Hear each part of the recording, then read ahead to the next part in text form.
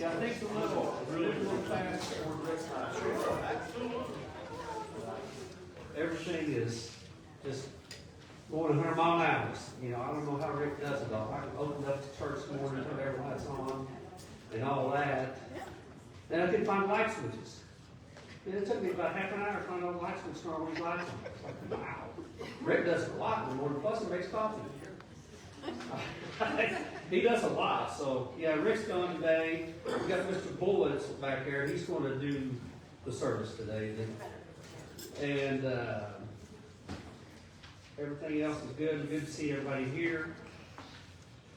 So I'm supposed to do the opening and do the closing. So Edward's got the rest of it. So if anything goes wrong, we blame Edward. But anyway, today is Dr. Fowler's birthday. Wow. Yeah. He is 79 years young. Wait a minute. That's what he looks like. He's actually 97. What? Yes. Yeah, that's what I thought. What? I'm sorry, Dr. Fowler. I was told to tell your birthday. So I can't tell you who told me, but happy birthday. Happy birthday. I talked to Larry Duffel. His son Brian is doing better. He said he's back to work, 6 hours later? Yes. So it's good to see Brian doing good. Little on the bad news is we lost Bill Bergman. Bill's been kind of a staple with this church. But it's good to see you. And he's been around this church a long time. We're going to miss Bill. I can remember with Bill, he wore them there flowery shirts. And my mother-in-law, before she passed, when Bill started coming here, she told me, she said, Bill, what Bill's wearing is not appropriate for church. I said, well, everybody's welcome in the house of God. But she said, well, he needs to dress a little better in the house of God. But anyway, Bill, being like being Bill, he turned around and talked to her one day. And they're sitting in the pew in front of her. And they struck up a conversation. She found out he knew a lot about God. So, after that, she said, Bill's all right. He said, I guess it matters what you wear to church, as long as you wear clothing. So, but anyway, we're going to miss Bill. He was just an awesome man, and I don't know when the services is. They haven't got that figured out yet, but it's going to be a memorable one, I'm sure, because Bill lived a life of God. So, is there any announcements, any prayer request or anything? Alrighty, I guess we'll go to prayer. Thank you so much, Lord, for all you've done, Father. Thank you so much for this group of wonderful people, this good congregation, Lord. Please, Lord, be with the Bergman family today as they prepare to lay Bill to rest, Father. Lord, thank you so much for Brian, and thank you so much that he's doing better, Lord. Lord, I pray, God, for Rick, that safe travels for him, and you watch over him, Father. He is a staple of this church, Lord, and we love him. We love him, and we love each other, Lord. Lord, thank you so much, Lord, and I pray, Father, in your wonderful, precious name. Amen.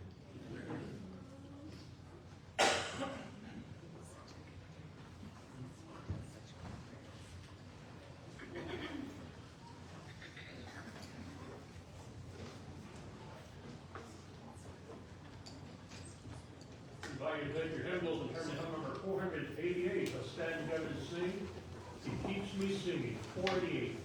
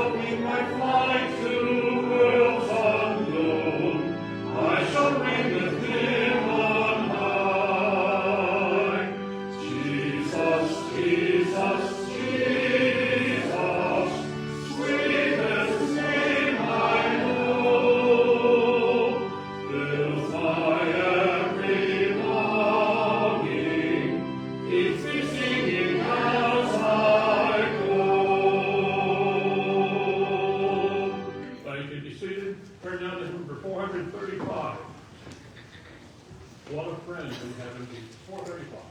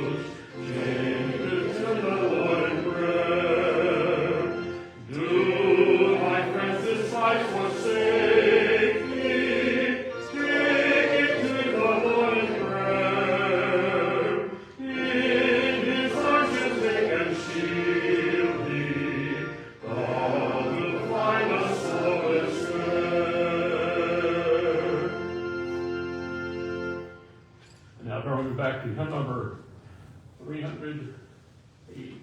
380. Just a closer walk with thee.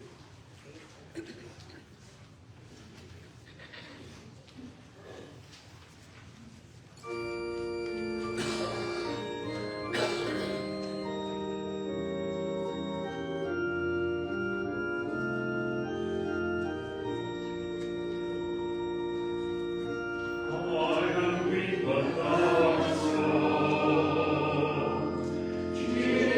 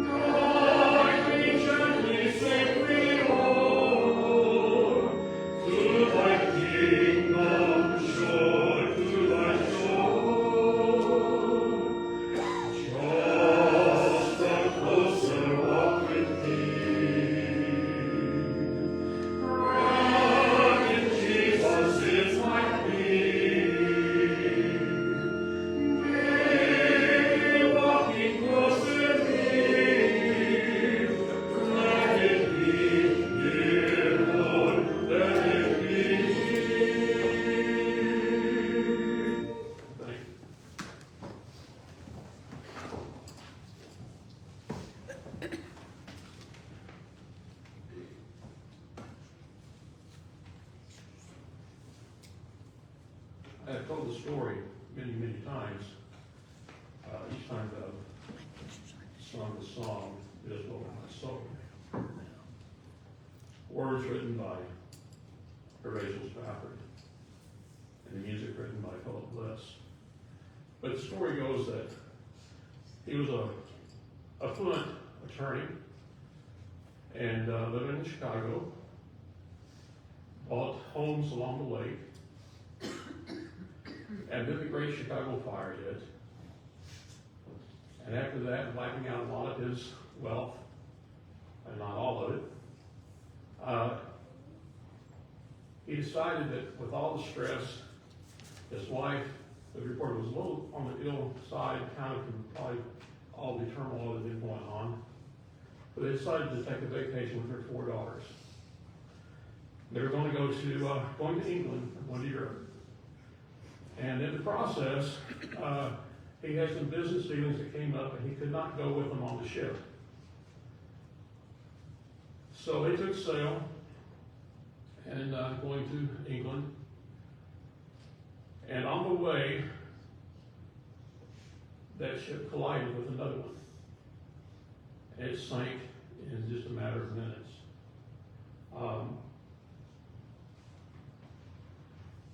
A little later, he received a telegram from Carter Wells from his wife. Simply said, "Saved alone."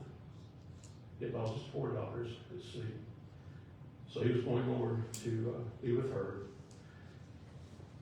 And he asked the captain of the ship if he would tell him about the spot when they got to the area where the ship went down.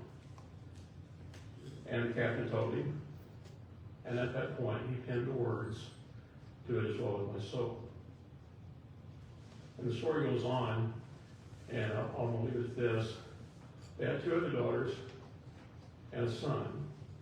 At the age of 4, his son had scarlet fever and passed away. I can imagine losing that many children. They go back to the hymn, "It Is Well With My Soul."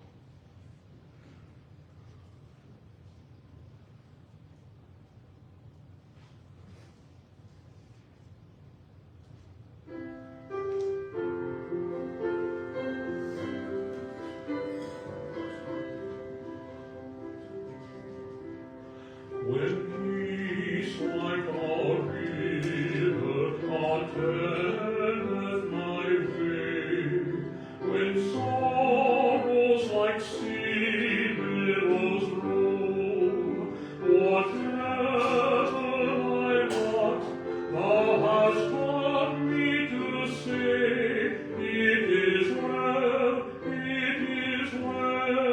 with my soul. It is well with my soul. It is well with my soul. Though Satan should buffet, though trials should come, let faith blessed assurance control that Christ has regarded my helpless estate and hath shed his own blood for my soul. It is well with my soul. It is well with my soul. My sin, oh the bliss of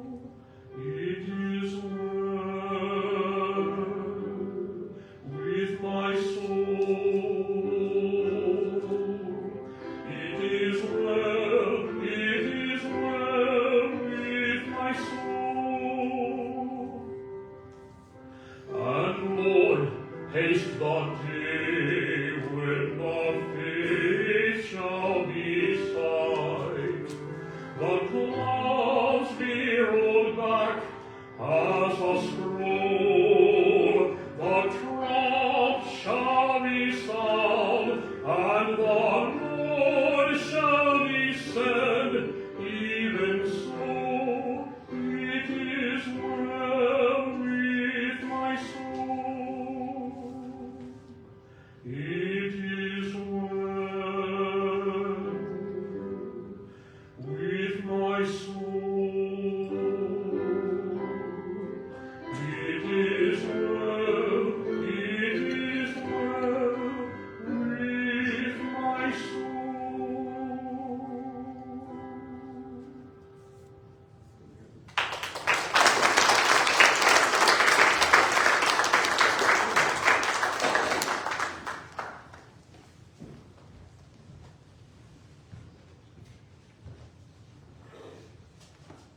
Good morning. I'm filling in for Rick this morning. 2 orders of business. Number 1, we're going to have a council meeting at 6 o'clock on Tuesday. This is where we conduct the business of the church. Anyone who wants to is more than welcome to attend. If you're a council member, please be there.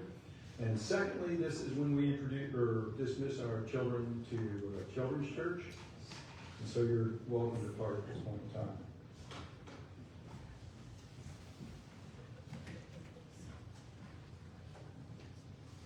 And what we're going to talk about today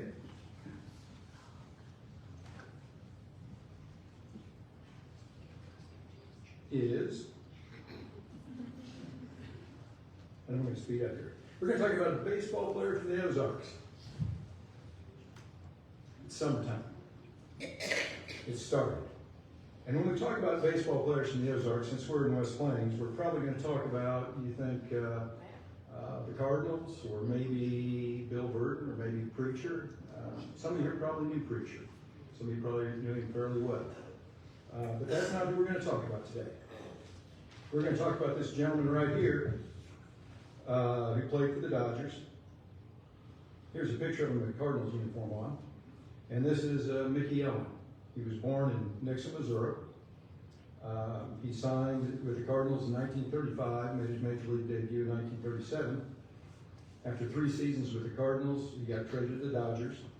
All told, he played in 13 seasons, 1,209 games. For a catcher, he had a pretty good batting average. He batted .255. He had 14 homers, 378 runs batted in. And in 1941, he set the record for the most consecutive errorless fielding chances by a catcher. He finished the year with a .995 fielding average. I mean, he was good. He was an All-Star in 4 consecutive All-Star games. During an All-Star game, he was the first pinch hitter ever to hit a home run. He's the 3rd catcher to record an unassisted double play. He's the Greene County Sheriff from 1964 to 1981. And in 1980, he ran for Lieutenant Governor. And one thing he did also was he had the Mickey Owen Baseball School. And the gentleman behind me is arguably one of the greatest players of, or athletes of the 20th century. Michael Jordan learned about baseball from Mickey Owen. Pretty interesting career. Well, when Mickey passed away, when he died, you can buy an obituary in the paper. You pay X number of dollars per word and you can have it published. Or if you're really important, the newspaper may run an article on it. When Mickey died, the New York Times covered his death.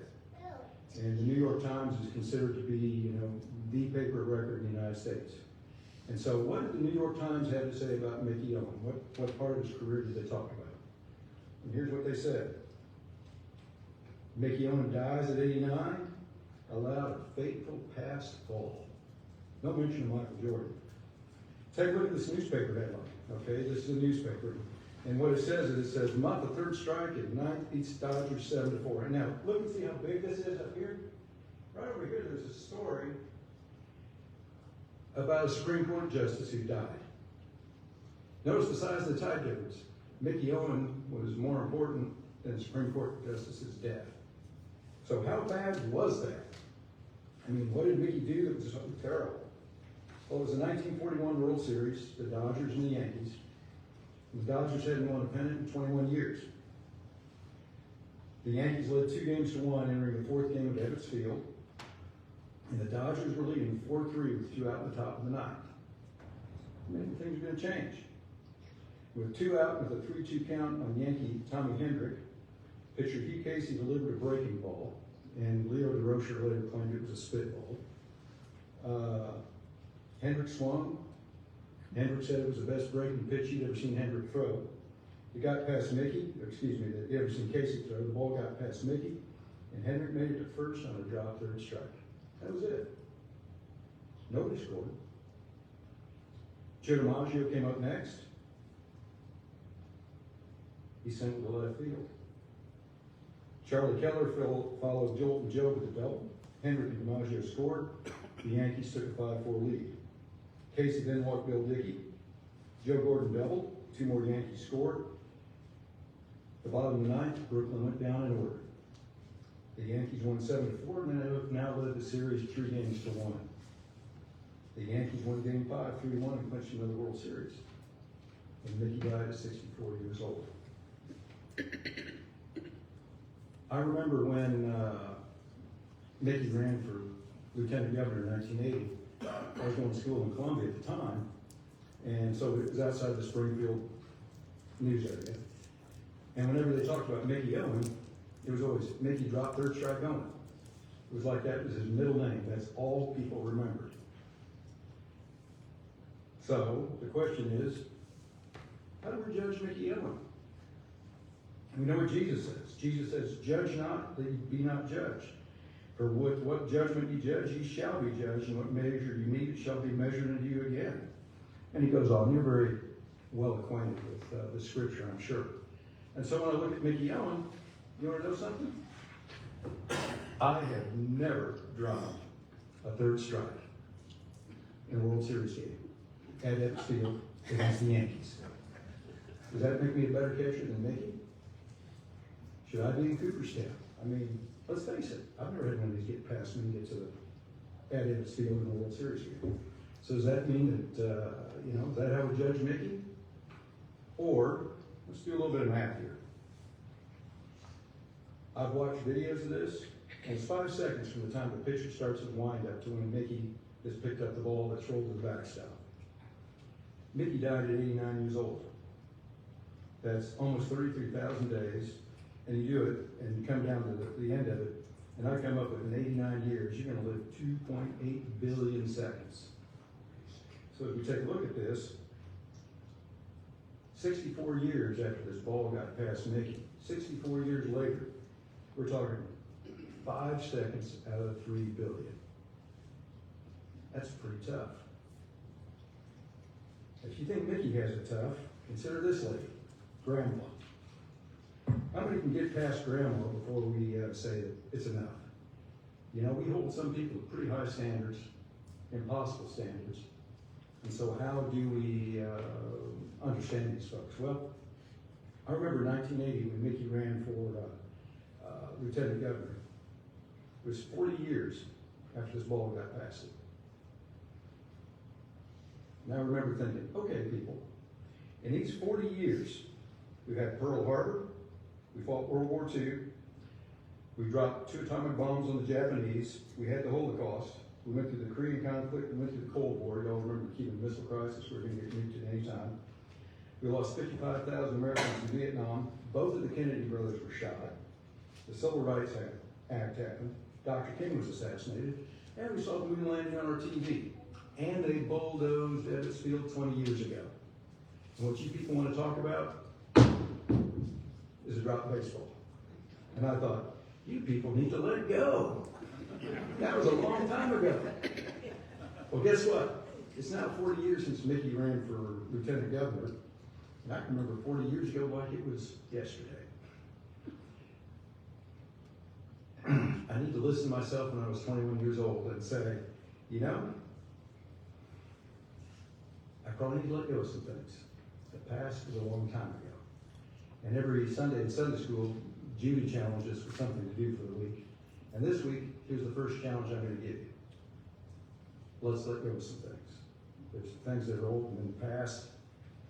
and it's just time to let them go. The next thing we're going to talk about is judgmentalism. And this is a big topic that I'm not confident to cover. But we're going to talk about a little bit of it. This week, I traveled. While I was on the plane, I read Frankenstein by Mary Shelley. And I read a little bit about her family. Mary Shelley had a sister. And her sister was named Claire Claremont. And Claire Claremont had a fling with George Gordon, Lord Byron, who's the other fellow behind him. And out of this, Claire gave birth to a daughter in 1817. And there was some discussion about whether Lord Byron was actually the child's father or not. Some people suspected her brother-in-law, Percy Shelley, of being the father, but they didn't have Morikovich, and so they couldn't sort out who the daddy was. But an important difference was that Percy Shelley didn't have any money. Lord Byron did. Percy Shelley was a trust fund kid without a trust fund. Lord Byron had some cash. And so they decided that the child, who Byron took custody of, there you go, Byron renamed the daughter Allegra, just like the allergy medicine, and I found that very amusing. Byron held that Claire was not a fit mother, and if you see anything about Lord Byron, it's a pretty bad statement, because he was hardly the epitome of decorum. So Byron and his mistress took and shuffled Allegra off to several families, and finally ended up stashing her with some nuns to take care of her. And in 1822, Allegra became ill, had either typhus or malaria, and died. And Byron had the body embalmed and shipped from Italy back to England. And they arrived at this church here. And there's a fellow by the name of John William Cunningham who was a vicar of that church. And John William Cunningham was a very, how should we say, judgmental kind of guy. Because he said, you can bury your daughter at our church outside, and you cannot have any type of marker on her grave because she's illegitimate.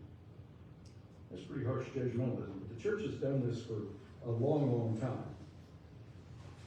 And what I see out of all this is I see that judgmentalism is the enemy of compassion. His judgmentalism kept him from going, you've had a daughter die, let's give her a decent, and we can at least give her a stone. It was several hundred years later before Allegra got a stone on her grave.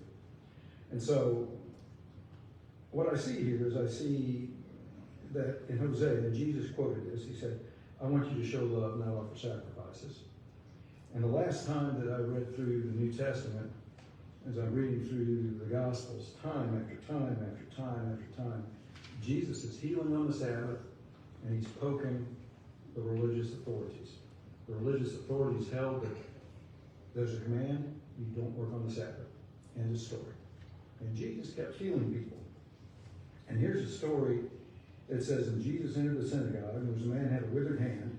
They watched him closely, whether or not he would have compassion on him on the Sabbath, so they might accuse him. They're not worried about this guy with the withered hand. They're looking to get Jesus. And Jesus said to the man who had the withered hand, step forward. And he asked, is it lawful to do good or evil to save a life?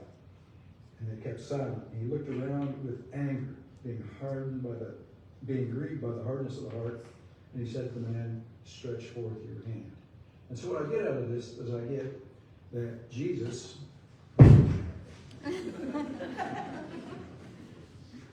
was big into compassion. And as we look at this, we look at the world, and the world teaches us that only those who are worthy receive compassion. Compassion is a very precious commodity, and we're going to use it sparingly. When you see ads on the television for various lawyers and everything, they're always talking about innocent victims through no fault of their own.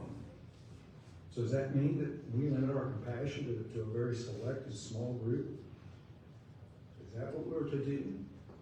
Well, let's start first of all with those who are undergoing God's wrath. And that's an interesting question. And the story that Larry told, some people saw this man and said that this is God's wrath on him. God is correcting him. And I very much believe that God corrects people. And Hebrews 12:6 said, "For whom the Lord loves, he disciplines, and he punishes every son whom he accepts." And it goes on after that to say that if you're not disciplined by God, like Allegra, you're illegitimate. And 1 Corinthians 11:13 says, "When we're judged, we're chastened by the Lord, that we may not be condemned with the world." And then it goes on, and we see that there's a time when a blind fellow showed up, and the disciples asked him, "Rabbi, who sinned, this man or his parents, he was born blind?" There's a belief that there is a linkage between your condition on earth and your state with God. And we also read in Acts where Paul has been shipwrecked, he's picking up some sticks, a viper latches onto his hand, and the heathens go, "Aha." He got away from the sea, but God's still going to get him. And so the question comes up, when we see people and they're undergoing discipline from God, can we have compassion towards them? And this answered my question for me. There was a time when people perceived that smallpox was God's way of straightening out the community. You get a little bit off the path, God sent a smallpox plague to you, and everybody came back into church. And in 1721, Boston was having a smallpox epidemic, and the gentleman behind me is a fellow by the name of Cotton Mather, and he's best known for burning witches. But along with burning witches, Cotton Mather was an early advocate of inoculation against smallpox. Cotton Mather, being a good, upstanding Puritan, had a slave. And the slave was named Cotton Lincoln Onesimus, and he was from West Africa, and he taught Cotton how to do inoculations. And Cotton was opposed by the clergy of the day, who said that Cotton Mather was interfering with God's will, because God wants to straighten out Boston with a smallpox plague, and Cotton is standing in his way. Here's my question. Do you really think that guy there, the witch burner, you really think that he can stand in the way of God? God who made heavens and earth, spoke it all into being, the God who's Alpha, Omega, beginning from one end to the other. Do you think somebody like that could actually stop him? No. And the other thing, who do we know who's being chastened by God? I mean, there's not a list, at least I don't get it, of these people are currently being punished by God, don't cut them any slack. I don't see that list. And so what I'm going to say is that if there are people who are under God's chastening, we don't know. The fellow who lost his whole family, lost his fortune, and lost all this terrible tragedy he went under, there's some people that said that this was God's punishment. I don't know. Was it God's punishment? Was it God's blessing? Was it a beautiful hymn? So was Job. All of his friends were convinced that he had done something evil and he needed to confess. We don't know. So what I'm going to say is that it's okay to give somebody a hug. It's okay to show compassion. It's okay to give them some love, no matter what the circumstance. Let's talk about another group. And that group is compassion towards those we don't understand. And here's a more recent photo of Allegra. And Allegra's problem was she did a very poor job of choosing her parents. And when you think about it, there are a lot of people that do a poor job choosing their parents, but we don't understand this. And we look at them, we don't understand the circumstances they're in. And I remember there was a gentleman who worked here as a housekeeper here for a little while. His name was Luke Rule, and Luke spoke one Sunday. And I'm not sure I remember all the facts, the way he presented them, but the story I remember was Luke grew up poor in Kentucky. He went to school, he was bullied, they were poor, he was dirty. He hated school, he hated his own life, and he ran away. When he ran away, he really didn't have a lot to offer the job market. He was unskilled, and he was living in a tent on a levee in New Orleans. And the kind of person most folks would look at and go, hey, he's a bum. But the way he got there, I don't fully understand. There was a missionary came up and took a look at, came and talked to Luke and his friends, and noticed that Luke didn't have any shoes on. And he looked at Luke and he goes, you don't have any shoes, and I forget how he lost them. And the fellow looked down and he goes, I think your feet are about the same size mine are. And he took his boots off and gave them to Luke. And that was the start of Luke's journey to Christ. And if you all knew Luke, he was amazing. Most of us wouldn't understood where Luke was from. There are things that happen that we just don't know. And I'm sure you're thinking, well, Luke is like 1 in a billion, you know, that something like that actually happened. But as Americans, we love long shots. When you take a look at the lottery, when it gets up to be fairly large, people are lined up around the block, and the odds of winning the lottery are like 1 in a billion. So as Americans, we're used to taking long shots. We're comfortable with it. And what I'm going to say is that be ready to express compassion to people that you may not fully understand. So now let's talk about another group. And those who are inexcusably guilty. Yesterday, I was in a hurry. I had a lot of things to do. Went out to brush hog a little bit. It's going to be about 15 minutes. Went to cross a ditch, and it wasn't quite exactly what I thought it was. And I ended up 4 hours shoveling to get a tractor and a brush hog out. But you want to know something? It's not the first time I've done this. Life is hard. It's even harder when you're stupid. Do we have compassion on people who are getting what they deserve? I mean, we look at people, and again, well, and this is where communion starts. What we're told is all sin and falls short of the glory of God. And what Romans tells us is very rarely will anyone die for a righteous person. Though for a good person, someone might possibly dare to die. But God demonstrates his love for us in this: while we were yet sinners, Christ died for us. And so when we look at the inexcusably guilty, we're looking at ourselves. God has compassion on this group. And I know it's hard to do and it's hard to believe, but we didn't earn our way into God's favor. We were given God's favor and we were given Christ when we didn't deserve it. And that brings us to communion. If you don't have one of these, you'll raise your hands. Mr. Jones will get you one. And I'm very glad that God has compassion on those who are inexcusably guilty. Because that's every one of us. And when we look at the compassion he had, we see Jesus on the cross.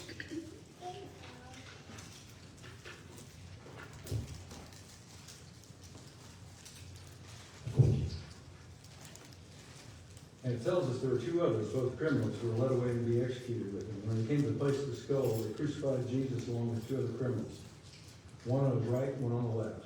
And now Jesus, while he's being crucified, for people who didn't deserve it, said, "Father, forgive them, for they do not know what they're doing." And that's powerful. And again, he had compassion on mankind, even though we were the ones that killed it. John tells us, in the beginning was the Word. The Word was with God, the Word was God, the Word became flesh and dwelt amongst us. We beheld the glory, and then we crucified him. And yet God had compassion on all of us. And so on the night that he was betrayed, Jesus took the bread and he blessed it, and he broke it, and he said to them, "Take and eat. This is my body."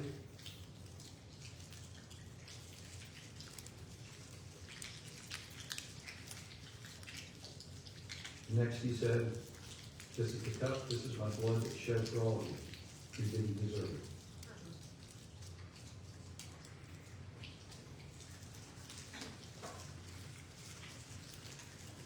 And that brings us to our second challenge for the week. I challenge you to forget some things. I'm going to challenge you this week to remember and practice what Jesus said: "Blessed are the merciful, for they shall obtain mercy." Larry?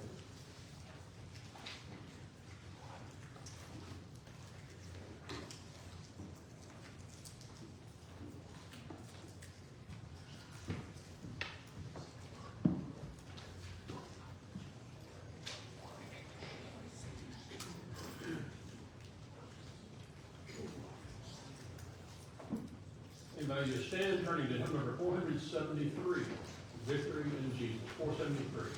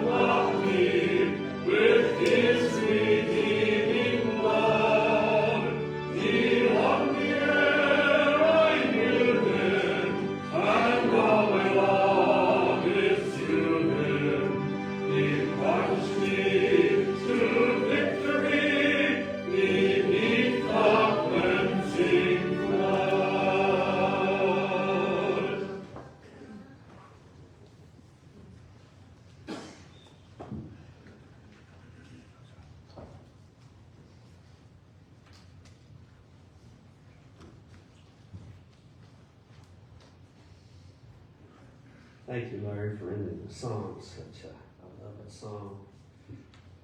I figured out what this mirror's for. Man, I'm handsome.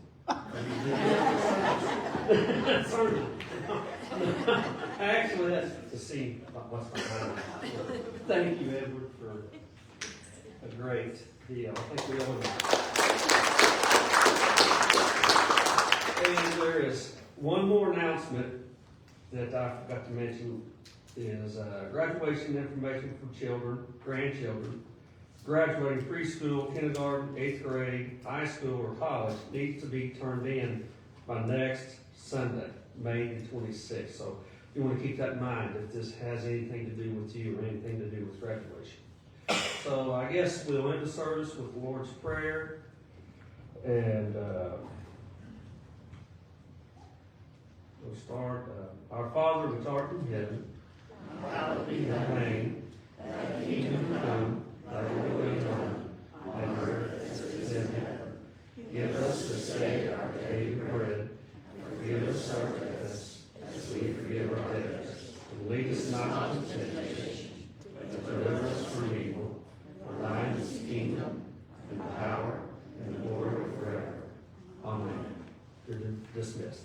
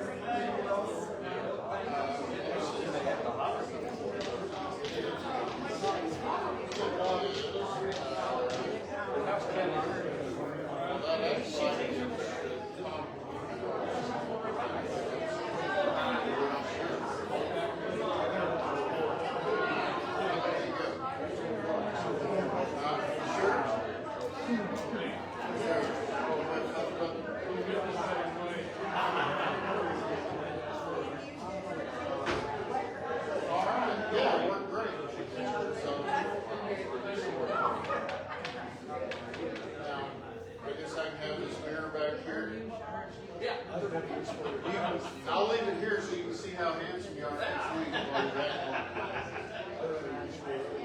Well,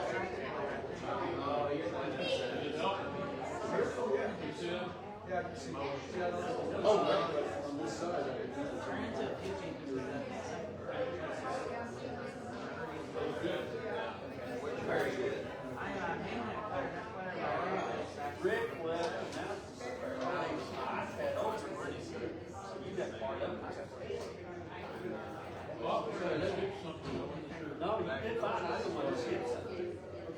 Everything got announced. Now my kids got this service.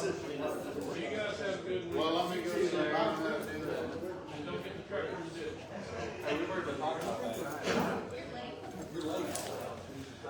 Well, now let's see.